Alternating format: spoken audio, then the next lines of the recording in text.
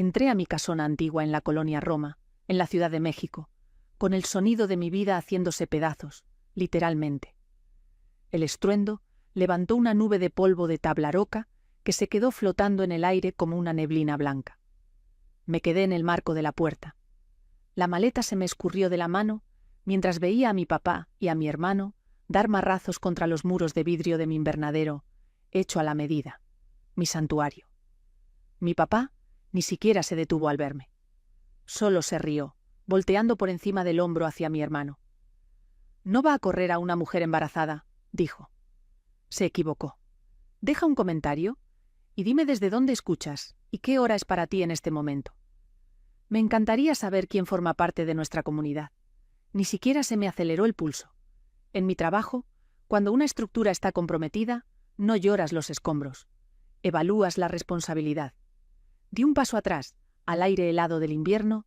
El frío me pegó en la cara como una bofetada. Saqué el celular. Tenía las manos firmes cuando marqué al 911. «Necesito reportar un allanamiento de morada y daños a la propiedad en curso», dije con una voz calmada, casi clínica. «2 hombres se metieron a mi casa y están destruyendo el inmueble. Sí, estoy a salvo. No saben que llamé». Miré por la ventana frontal cómo llegaban las patrullas, primero silenciosas y luego reventando con luces azules y rojas que se reflejaban en el pavimento mojado. Los oficiales irrumpieron con armas desenfundadas, gritando órdenes que cortaban el ruido de los marrazos. «¡Al suelo! ¡Ahora!». Mi papá soltó la herramienta, más molesto que asustado. Mi hermano Diego se quedó congelado, con los ojos abiertos, al darse cuenta de que esto no era un pleito familiar, era la ley. Los vi obligados a tirarse en el piso, entre el polvo de mis paredes destrozadas, con las manos sujetas con cinchos detrás de la espalda. Cuando los oficiales me llevaron adentro para verificar mi identidad, el aire estaba espeso, cargado de un polvillo blanco. Lo cubría todo, mis tapetes antiguos, mis libros, mis plantas, se me pegaba en la garganta como ceniza. «Esto es un malentendido, sí, oficial», dijo mi papá, intentando incorporarse, con ese tono autoritario con el que controlaba a todo el mundo. «Somos su familia. Ella sabe que estamos aquí». Miré al oficial y luego a mi papá. «No conozco a estos hombres», dije. «No tienen permiso de estar aquí. Han destruido mi propiedad. Quiero presentar una denuncia». La cara de mi papá se puso morada. «Natalia, deja estas tonterías ahora mismo. Te estás exhibiendo. Diles la verdad». «Estoy diciendo la verdad», respondí, dándole la espalda. Les mostré mi escritura pública, mi identificación y mi itinerario de vuelo con la hora registrada, para probar que acababa de aterrizar. El oficial asintió. Su expresión se endureció al voltear hacia mi papá. «Queda usted detenido por allanamiento de morada y daños a la propiedad», dijo. Mientras se los llevaban, el auto de mi mamá chilló al entrar al estacionamiento. Subió corriendo los escalones, gritando mi nombre. «¿Cómo pudiste? Son tu familia». La miré y luego miré las ruinas de mi invernadero. Esto no era solo daño a la propiedad. Esto era guerra biológica. Mi casa era mi piel, la única capa de protección que tenía contra el mundo. No solo rompieron una pared, violaron mi santuario, demostrando de una vez por todas que, para ellos, yo no tenía límites que merecieran respetar. Miré al oficial. «¿A ella también?», dije. Ella los vino a recoger para que escaparan. El oficial dudó, pero me mantuve firme. Ella sabía que estaban aquí. Es cómplice. Cuando subieron a mi mamá a la parte trasera de una segunda patrulla, sentí algo extraño en el pecho. No era culpa. Era la sensación de que por fin me quitaban de encima un peso pesado y asfixiante. Me quedé de pie en el desastre de mi casa, con el viento helado colándose por el hueco de la pared, y por primera vez en años me sentí completamente, aterradoramente libre. La casa quedó en silencio, pero no era paz. Era el silencio de una tumba. Caminé entre los escombros. Mis botas crujían sobre vidrio y yeso. El viento se metía por el boquete, donde antes estaba mi invernadero, trayendo consigo el olor a lluvia fría y a ruina. Me apreté el abrigo, pero el frío venía de adentro. Esa casa no era solo una casa, era mi historia. La compré hace 5 años, cuando era una ruina que todos decían que había que tirar. Me pasé noches lijando pisos hasta que me sangraron las manos. Me pasé fines de semana buscando herrajes de época y recorriendo bodegas de materiales recuperados. La restauré ladrillo por ladrillo, mientras mis papás le decían pozo sin fondo y se reían de mi ambición. Y ahora le habían metido el marro. Entré a mi oficina, el único cuarto intacto, y abrí mi computadora. No gasté energía en lágrimas. Traté la traición como un árbol enfermo. Aislar, identificar, remover. Abrí una hoja de cálculo a la que le había puesto Fondo Diego. Era un documento que había mantenido escondido incluso de mí misma. Un registro de cada vez que había rescatado a mi hermano. 880.000 pesos. Ese era el número que me devolvía la pantalla. 880.000 pesos, en emergencias que siempre se provocaba él mismo, en rentas que no podía pagar, porque se creía demasiado bueno para un trabajo normal, en ocurrencias que juraba que lo iban a levantar. Deslicé fechas y cantidades, con una náusea que no tenía nada que ver con el polvo. ¿Por qué lo hice? ¿Por qué seguí dándole dinero si sabía que jamás lo iba a devolver? Volví a ver el total, y la verdad me pegó como un golpe. No era porque creyera en él, no era porque pensara que esta vez sería diferente. Lo seguí rescatando porque estaba atrapada en la falacia del costo hundido de la sangre. Había invertido tanto amor, tanta esperanza y tanto dinero en mi relación con mi hermano, que alejarme se sentía como admitir derrota. Significaba aceptar que los primeros 100.000, los primeros 200.000, los primeros 500.000 se habían ido a la basura. Significaba aceptar que mi inversión en mi familia era una pérdida total. Así que seguí aventando dinero bueno tras dinero malo, con la esperanza de que tal vez, solo tal vez, si daba un poco más, por fin se convertiría en el hermano que yo quería que fuera. Estaba apostando por una relación que no existía, jugando una máquina tragamonedas amañada en mi contra, esperando un premio que nunca iba a llegar. Miré mi casa arruinada, la destrucción que habían hecho en menos de una hora. No solo rompieron una pared, rompieron el encantamiento. Los 880.000 pesos se habían ido. La relación se había ido, y mi casa hermosa e histórica, estaba herida. Pero, frente a esa hoja de cálculo, se me acomodó adentro una determinación fría. No ibas tú a aventar ni un peso más tras lo perdido. Iba a cerrar esa cuenta para siempre. Guardé el archivo y abrí un documento nuevo. A ese le puse evidencia. Empecé a escribir, registrando cada detalle del allanamiento de morada, cada amenaza, cada peso robado. Esto ya no era un pleito familiar. Esto era una guerra. Y yo acababa de darme cuenta de que había sido la única, peleando con una mano atada por perfia a la espalda. Se acabaron las consideraciones. No solo iba a reconstruir mi pared, iba a levantar una fortaleza, y ellos iban a pagar cada ladrillo. A la mañana siguiente, mis papás pagaron su propia fianza y la de Diego. Me enteré porque mi celular empezó a vibrar sobre el escritorio como un insecto furioso, zumbando sin parar con notificaciones.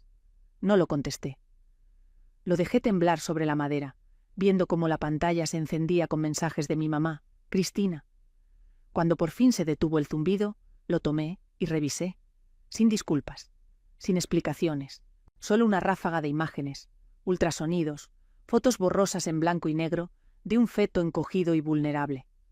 Luego vino el mensaje. «Esta es tu sobrina. Iba a dormir en ese cuarto. La echaste a la calle en pleno frío».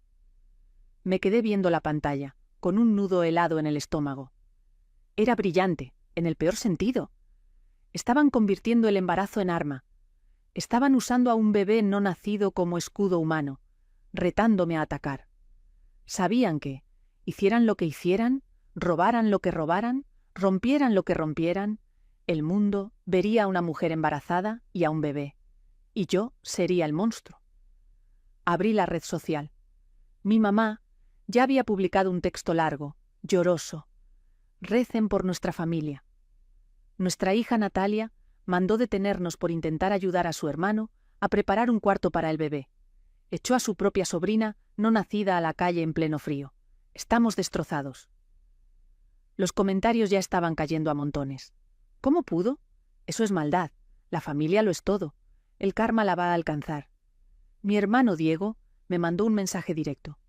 «Mi abogado dice que te puedo demandar por daño moral. Traumatizaste a Olivia. Si le pasa algo al bebé, es culpa tuya. Dejé el teléfono y caminé a la ventana, mirando la calle. La culpa era asfixiante. Me apretaba el pecho y me costaba respirar. ¿Me equivoqué? ¿Fui cruel? Era solo un cuarto. Era solo dinero. Tal vez debí dejarlos quedarse. Tal vez debí dejarlos tomarlo. Pero me detuve. Respiré hondo y me obligué a ver la situación con claridad. Desmenucé los mensajes como una auditora forense. Separé la manipulación emocional en partes. Miedo, obligación y culpa, esa niebla. Estaban usando miedo, la amenaza de la vergüenza pública, la amenaza de acciones legales. Estaban usando obligación. La idea de que la familia se debe todo sin importar el costo.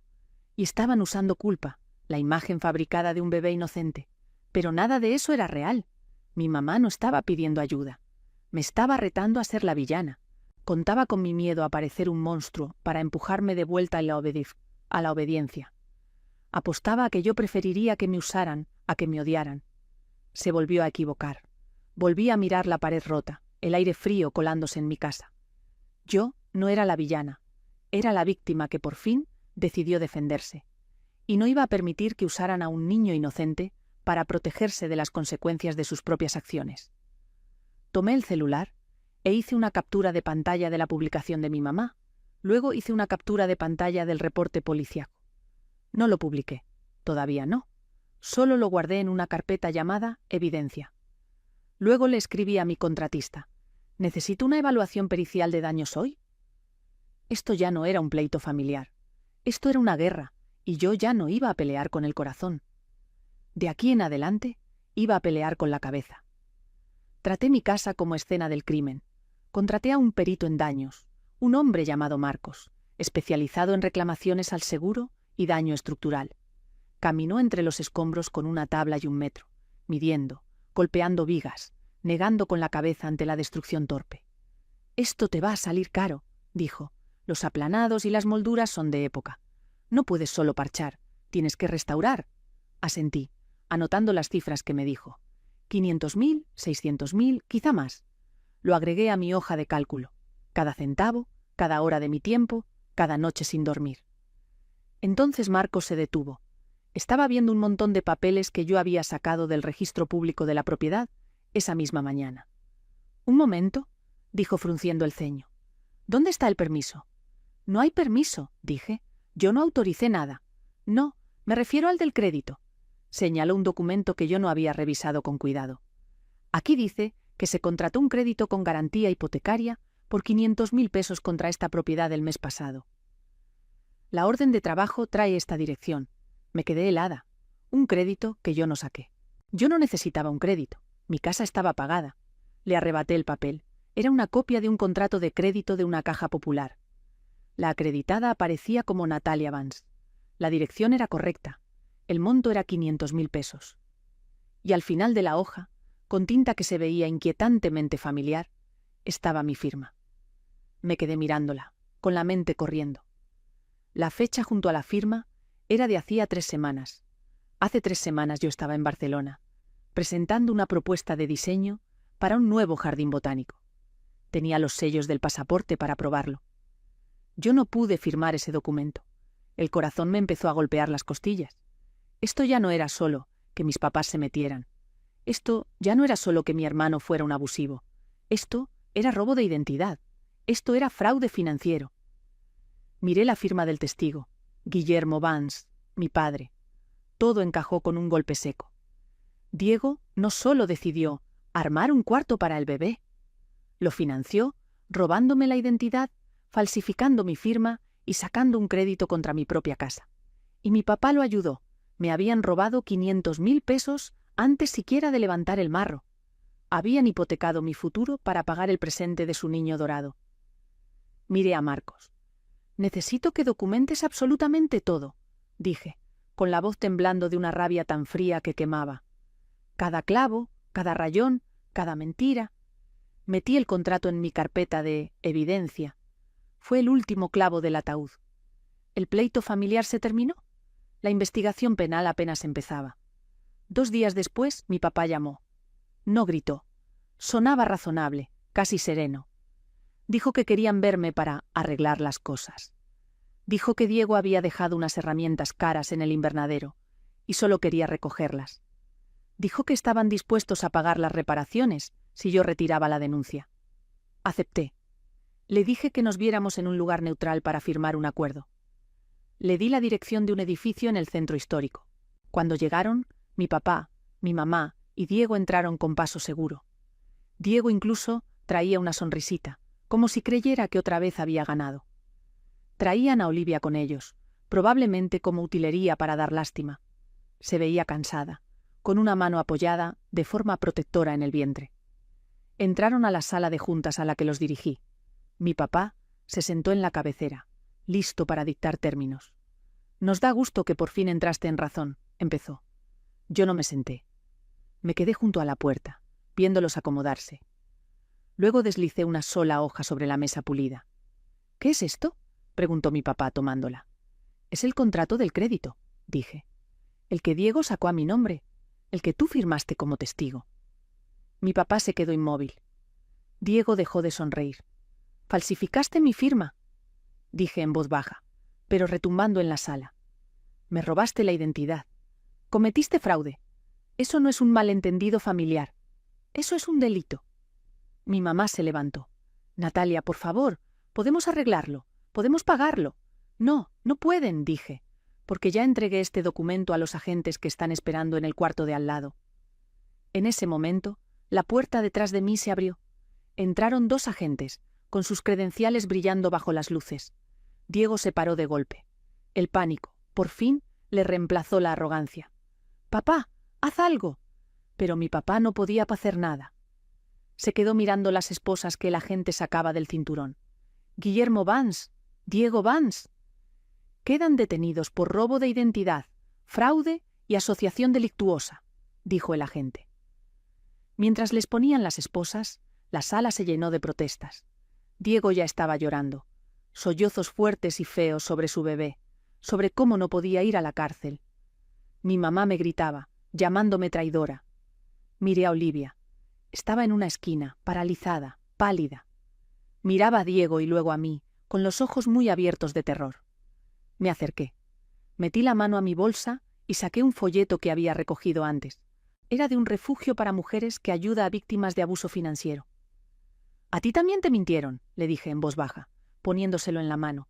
«Él no tiene dinero, lo robó de mí. Si te quedas con ellos, te van a arrastrar también, vete». Olivia miró el folleto y luego miró a Diego cuando lo jalaban hacia la puerta.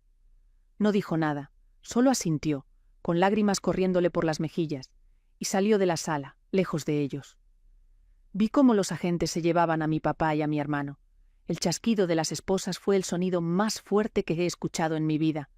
Era el sonido de un candado cerrándose.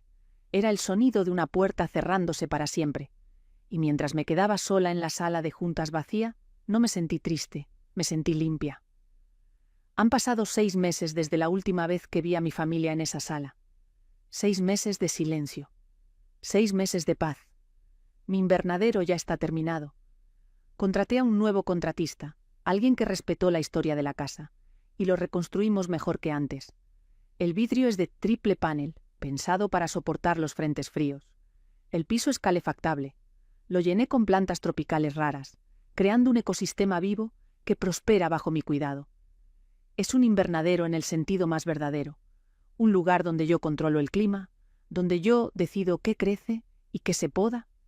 Diego está cumpliendo una sentencia de 3 años en un centro penitenciario federal por fraude y robo de identidad. Mis papás perdieron su casa. Tuvieron que venderla para pagar la defensa legal de Diego y la reparación del daño ordenada por el juez. Me enteré por un conocido en común de que están rentando un departamento pequeño en las afueras. No sé la dirección y no quiero saberla. Borré el grupo de contactos llamado Familia de mi celular al día siguiente del arresto. Fue una acción pequeña, solo un toque en la pantalla, pero se sintió como soltar un ancla. No los bloqueé, solo los borré. Ya no son parte de mi paisaje, igual que ya no son parte de mi vida. A veces, tarde en la noche, pienso en Olivia. Me dijeron que se regresó a casa de sus papás en Guanajuato. Ojalá esté bien. Ojalá entienda que irse Fue lo más valiente que pudo hacer por su bebé. La salvé de una vida entera de ser usada, aunque me odie por cómo lo hice. Esa es una carga que estoy dispuesta a cargar. Ahora me siento en mi invernadero, tomando té y viendo cómo cae la lluvia helada afuera. Las gotas, y a veces, el granizo se quedan sobre el techo de vidrio, aislándome del frío. Durante años, pensé que la familia era algo en lo que nacías, una deuda que tenías que pagar el resto de tu vida. Pensé que el amor era transacción y la lealtad era obligación. Pero cuando miro la vida que reconstruí, las plantas que prosperan, las paredes restauradas, la estabilidad silenciosa, entiendo la verdad. La familia no es biología. La biología es un accidente. La familia es una elección. Es la gente que respeta tus límites, que celebra tu éxito sin envidia, que no se mete a tu casa para robarte el futuro. Tuve que cortar lo podrido para salvar el árbol. Fue una cirugía dolorosa y las cicatrices siguen ahí, escondidas bajo la pintura nueva. Pero el árbol está vivo, está creciendo, y por primera vez en mi vida, sus raíces son profundas y sus ramas son libres. Si tuvieras que elegir entre tu paz y las exigencias de tu familia, ¿qué escogerías? Dímelo en los comentarios, y no olvides seguir para más historias de justicia.